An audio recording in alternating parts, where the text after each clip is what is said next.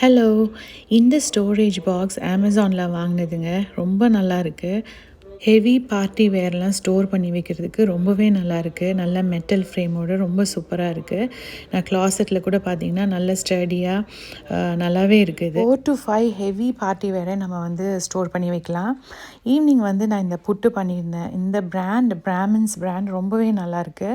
ராகி புட்டு powder கொஞ்சம் healthy. 100% ராகியில் இதில் கொஞ்சம் வீட்டும் ஆட் பண்ணியிருக்காங்க. ஆனால் ரொம்ப நல்லாவே இருக்குது.